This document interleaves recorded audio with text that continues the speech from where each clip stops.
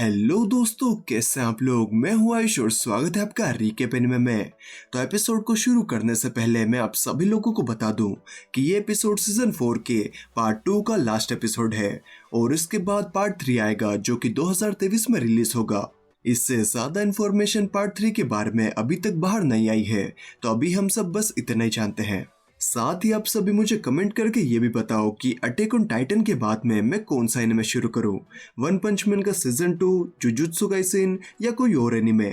आप जो भी एनिमे देखना चाहते हो उसे मुझे कमेंट करके जरूर बताएं। जिसकी भी डिमांड सबसे ज्यादा होगी अपन वही शुरू करेंगे। और अगर आप अपने दोस्तों की मदद लेना चाहते हो तो उन्हें भी ये वीडियो शेयर कर दो और उन्हें भी अपना पसंदीदा एनिमे का नाम कमेंट करने के लिए बोल दो। बाकी चलिए अब एपिसोड को शुरू करते हैं।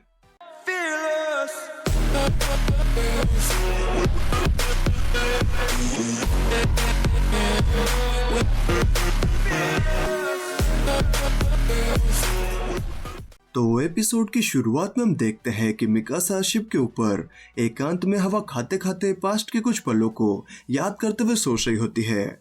सभी लोगों को लगता है कि एरन बदल चुका है। मैंने भी ऐसा ही सोचा था, लेकिन शायद वो सच नहीं था। शायद एरन अभी तक बिल्कुल भी नहीं बदला। लेकिन अगर एरन हमेशा से ऐसा था तो मैं आज तक एरन का कौन सा पार्ट देखते आ रही थी। फिर हम कोनी और जिन को देखते हैं। कोनी बाहर की सिटी और लोगों को देखकर कहता है तो सच में वॉल्स के बाहर सिटीज और लोग हैं। तो जिन कहता है कि वो ऐसी बातें अनजान लोगों के सामने ना बोले। तो कोनी कहता है ठीक है। लेकिन तभी शाशा जोर से कहती है तो ये है वॉल्स के बाहर की सिटी और हम सब पहले हैं जो कि वॉल्स के बाहर की सिटी में पहली बार कदम रखेंगे। तो जिन उसे चिल्लाते हुए कहता है मैंने तुम्हें ये कहने के लिए मना किया था ना। वहीं पर हम हांजी, लीवाई और आर्मिन को भी देखते हैं, जहां पर लीवाई सूट पहनकर एकदम हीरो लग रहा होता है और हांजी कहती है चलो सर्वे शुरू करते हैं। फिर वो सभी सिटी में पहुंच जाते हैं, जहां पर कुछ लोग फोटो खिंचवा रहे होते हैं, कुछ बकरियों को ले जाने में मशक्कत कर रहे होते हैं और कोई कुछ कर रहा होता है और कोई कुछ कर रहा होता है। इतने सारे लोगों को सिटी में देखकर इन सभी की आंखें तो फटी की फटी रह जाती है। लेकिन तभी वहां पर ओनियो आता है और उन सभी का मार्ले में स्वागत करता है और उन सभी को आज़ुमा बितो का मेंशन दिखाने के लिए वहां से ले जा रहा होता है। लेकिन तभी एक बहुत ही बड़ी ट्रेजेडी, मतलब कि बहुत ही बड़ा बवाल हो जाता है और वो ये होता है कि कोनी इस गाड़ी को देख लेता है और कहता है वो घोड़ा, क्या वो घोड़ा था? तो शाशा कहती है नहीं, वो एक गाय है, वो जरूर किसी तरह की एक गाय होनी चाहिए। तो हांजी कहती है ये कार है, हमने यहाँ आने से पहले इसके बारे में सुना था। इसके बाद में हांजी कुछ ऐसा करती है कि आर्मिन और जिन शर्म के मारे पानी पानी हो जाते हैं। हांजी कार को आवाज लगाने लगती है हे कार, यहाँ पर आओ। हांजी के ये कहने की वजह से सभी के सभी लोग उन्हीं की तरफ देखने लगते हैं। तो जिन वहां पर ये करता है जो कि हम पब्लिक में अपने टीचर्स को देखकर करते हैं। जीन अपना मुंह छुपाता है और इस तरीके से वहां से निकल जाता है जैसे कि वो हांजी को जानता ही नहीं और ना ही वो उसके साथ है। वहीं हांजी, कोनी और शाशा कार को पकड़ने के लिए उसके पीछे निकल जाते हैं। तो लीवाई ओनियो से कहता है अगर तुमने उन सभी को जल्दी नहीं रोका तो वो सब उस लोहे के डब्बे को गाजर खिलाने लग जाएंगे। तो ओनियो कहता है हाँ तुम मजाक कर रहे हो। लेकिन फिर ओनियो कैसे उड़ जाती है क्योंकि वो उन सभी को सच में जाकर गाजर खरीदते हुए देख लेता है। दूसरी तरफ मिकासा इतने सारे लोगों को देखकर एरन से उसके साथ ही रहने के लिए कहती है क्योंकि उसे डर होता है कि कहीं एरन इस भीड़ में किसी बच्चे की तरह गुम न जाए। लेकिन एरन अलग ही दुनिया में होता है and I am damn sure कि अगर एरन ने मिकासा की वो सभी बातें सुनी होती जो कि मिकासा ने भी कही है तो एरन मिकासा को यही कहता छोटी बच्ची हो क्या। Sorry guys, I know that's a bad joke, sorry. फिर आर्मिन उन दोनों के पास आकर कहता है अब हम सच में वॉल के बाहरी दुनिया में हैं। लेकिन तभी लीवाई उन सभी के पास आकर उनसे कहता है यहाँ से ज्यादा दूर मत जाना, खासकर तुम एरन। दूसरी तरफ शाशा जाकर एक आइसक्रीम खरीदती है और जैसे ही वो उसे टेस्ट करती है तो वो उछलकर कहती है ओह ये तो ठंडी है। तो कोनी भी शाशा की आइसक्रीम टेस्ट करता है और वो भी उसे खाकर उछल पड़ता है। जिसके बाद कोनी और जिन भी अपने लिए एक एक आइसक्रीम ले लेते हैं और इन तीनों की यह हरकतें देखकर दुकानदार समझ जाता है कि इन्होंने इससे पहले कभी भी आइसक्रीम नहीं खाई है। वहीं लीवाई कहता है आखिर हमें उन्हें कितनी बार समझाना पड़ेगा कि वो ऐसे लोगों की नजरों में ना आए। तो हांजी कहती है, कोई भी नहीं सोचेगा कि वो सभी आइलैंड के राक्षस हैं।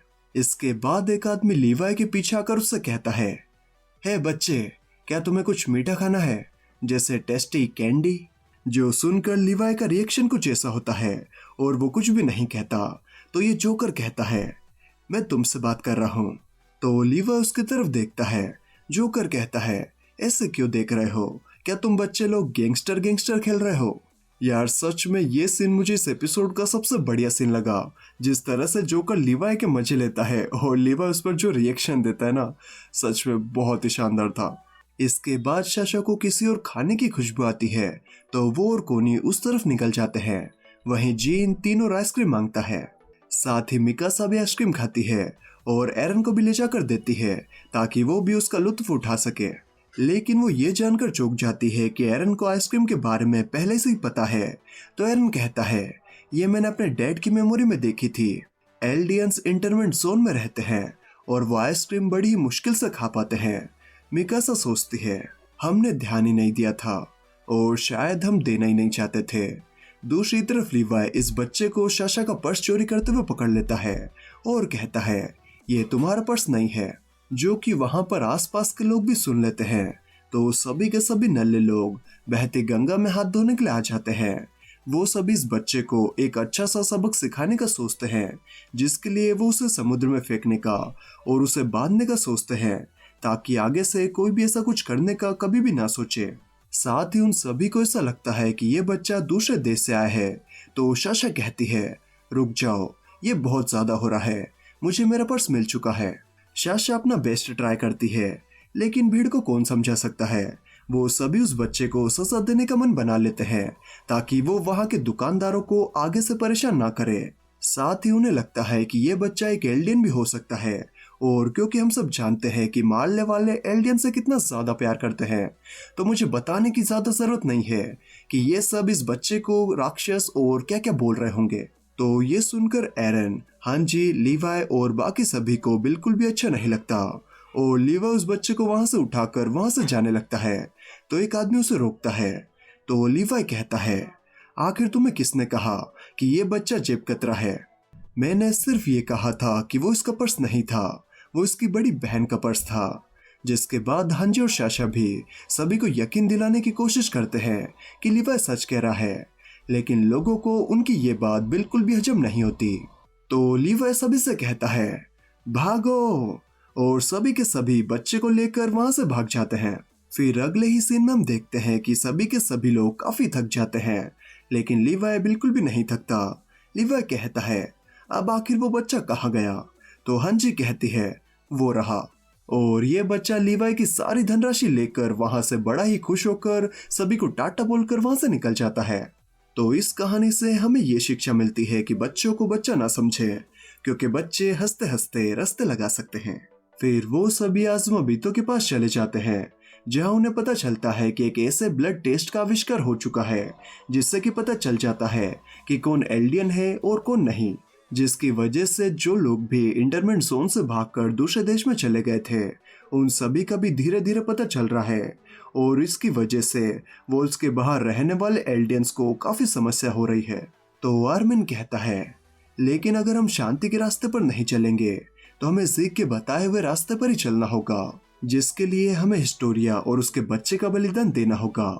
तो हांजी कहती है, जो होने से रोकने के लिए हम सब यहाँ पर आए हैं। हम कल की मीटिंग में एसोसिएशन को बता देंगे कि एल्डियन शांति चाहते हैं, तो हमारी रक्षा करो। तो अज़मा तो कहती है, पहले की तरह ही हमें अभी भी नहीं पता कि एसोसिएशन किस लिए है। तो हांजी कहती है, अभी के लिए हमें उन्हें सावधानी से ऑब्जर्व करना होगा, और अगर एसोसिएशन भी वही चाहता है जो हम चाहते हैं। तभी अज़मा तो उसकी बात करते हुए कहती है, तो तुम उन्हें बता दोगी कि पैराडाइज शांति चाहता है। तो हांजी कहती है, हाँ। अज़मा तो कहती है, ये कहने की कोई जरूरत नहीं है कि अज़मा तो क्लैन भी शांति कायम करने में मदद करना चाहता है, लेकिन तुम्हें क्या लगता है ये प्लान कितना रियलिस्टिक है। तभी मिकासा देखती है कि एरन वहां पर नहीं है। दूसरी तरफ एरन एक जगह पर खड़ा होकर रो रहा होता है। तभी वहां पर मिकासा आते हुए कहती है, तुम्हें पता है कि तुम दुश्मन के सबसे बड़े टारगेट हो, सही कहा ना? सभी लोग तुम्हें ढूंढ रहे हैं। तो एरन अपने आंसू पूछता है और मिकासा उसी बच्चे को बाय बाय करते हुए देखती है जिस बच्चे ने पर्स चुराया था। मिकासा कहती है, क्या हुआ? एरन कहता है, अभी तक कुछ नहीं। मिकासा पूछती है, तुम्हारा क्या मतलब है और ये जगह कौन सी है? एरन कहता है, जंग के बाद इन सभी ने अपने घर खो दिए, तो ये सभी यहाँ पर इकट्ठे होकर रहने लगे। ये भी हमारी तरह ही है। एक दिन इनकी आम जिंदगी भी खत्म हो गई और इनसे इनका सब कुछ छिन गया। फिर एरन आगे कहता है, मिकासा, आखिर तुम मेरी इतनी परवाह क्यों करती हो? क्या इसलिए क्योंकि मैंने तुम्हारी जान बचाई थी जब तुम छोटी थी, या इसलिए क्योंकि मैं तुम्हारी फैमिली हूँ? तो भैया एरन सीधे सीधे मिकासा से पूछ ही लेता है कि वो उसको क्यों चाहती है, जो सुनकर मिकासा भी शौक हो जाती है, साथ ही शर्मा भी जाती है और उसके मुंह से कुछ भी नहीं निकलता। वहीं एरन की आंखें साफ साफ कह देती है कि उसके दिल का क्या हाल है। लेकिन फिर मिकासा हिम्मत करके कहती है, तुम मेरी फैमिली हो। और इसी वक्त ये दद्दू भी पधार जाते हैं 2 जाम लेकर और कहते हैं, हमारे साथ अंदर चलो। तभी वहां पर जीन, कोनी, आर्मिन और शशा भी एरन को ढूंढते हुए आ जाते हैं। तो एरन कहता है, परफेक्ट टाइमिंग। जिसके बाद हम देखते हैं कि दद्दू सभी को टेंट में ले जाकर मस्त मस्त खाना देते हैं, साथ ही उनके पीने का इंतजाम भी कर देते हैं, जो देखकर पहले तो ये सभी थोड़ा शर्मा जाते हैं, लेकिन फिर पार्टी स्टार्ट हो जाती है और सभी के सभी खूब खाते हैं, खूब पीते हैं, खूब नाचते हैं और खूब मस्ती भी करते हैं। वहीं एरन बैठकर ताड़म ताड़ी कर रहा होता है। वो किसको ताड़ रहा होता है ये बताने की तो बिल्कुल जरूरत नहीं है, सही कहा ना?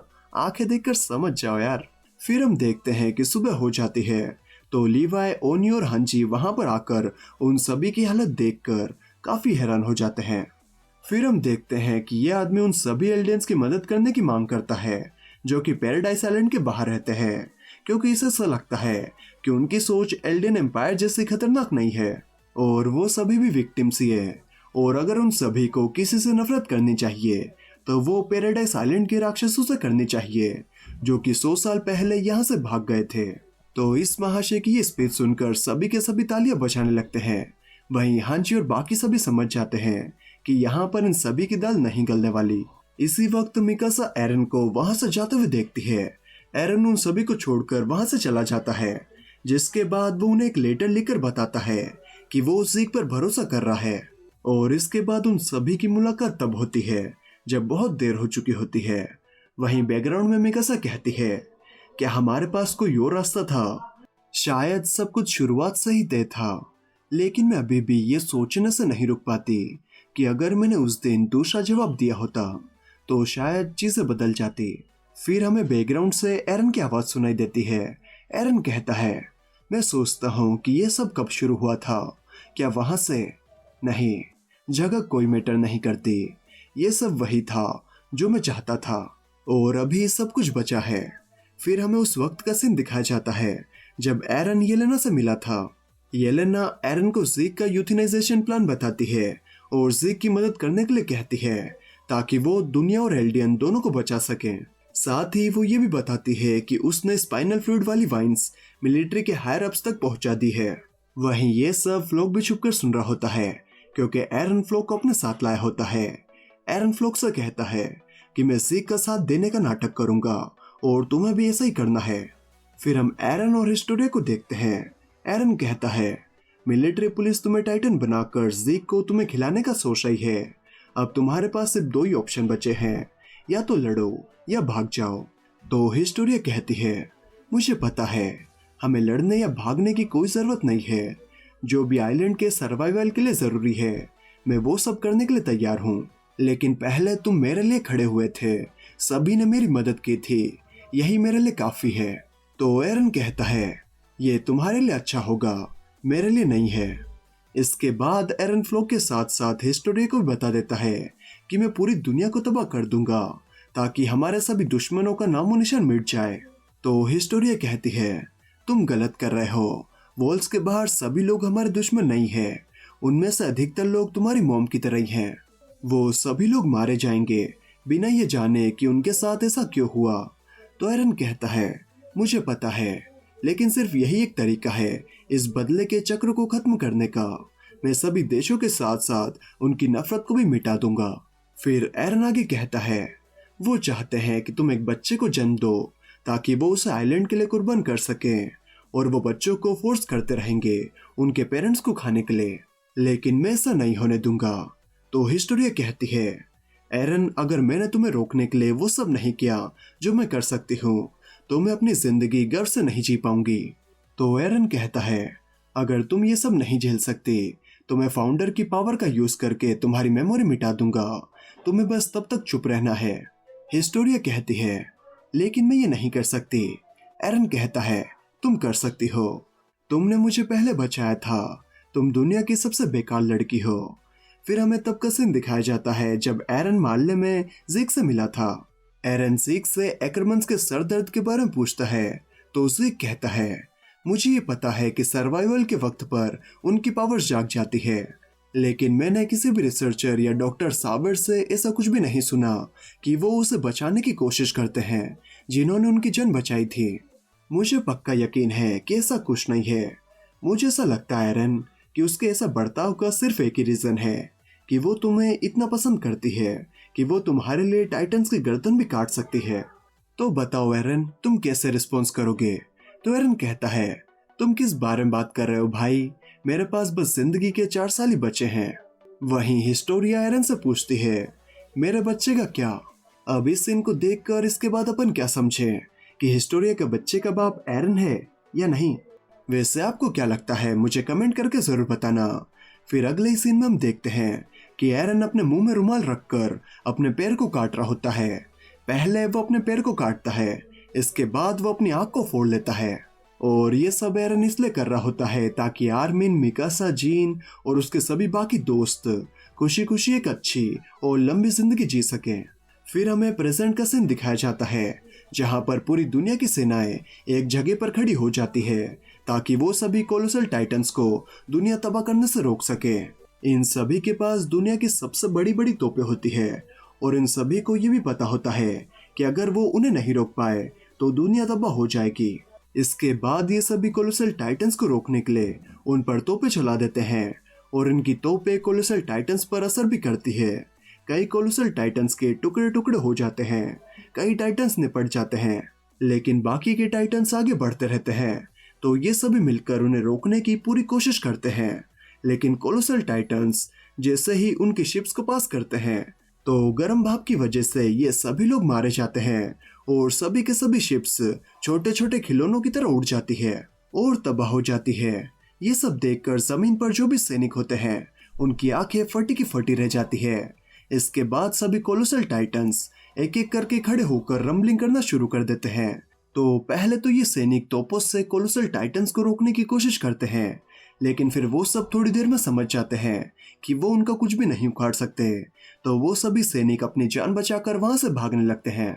फिर कई दूर भागकर जब वो सभी पलट कर देखते हैं तो उन्हें ये नजारा दिखता है, साथ ही एरन भी, जिसे देखकर वो सब समझ जाते हैं कि अटैक टाइटन है। फिर एरन वो दिन याद करता है जब उसकी मॉम को टाइटन ने खा लिया था, और कहता है, मैं इन सभी का नामो निशान मिटा दूंगा, मैं हर एक को इस दुनिया से साफ कर दूंगा। इसी के साथ में ये एपिसोड और सीजन 4 का पार्ट 2 यहीं पर खत्म हो जाता है। अब सीजन 4 का पार्ट 3 आएगा 2023 में। तो अब हमें अटैक ऑन टाइटन के आगे का पार्ट देखने के लिए, जो कि फाइनल पार्ट होगा, 2023 तक का वेट करना होगा। और आप सभी के क्या विचार हैं पार्ट 3 और पार्ट 2 की एंडिंग को लेकर, मुझे कमेंट करके जरूर बताएं। और यहाँ तक आए हो तो वीडियो अच्छी लगी होगी यार, तो लाइक और सब्सक्राइब भी कर देना। बाकी चलिए, मैं मिलता हूँ आपसे अगली वीडियो में, तब तक के लिए bye bye and take care.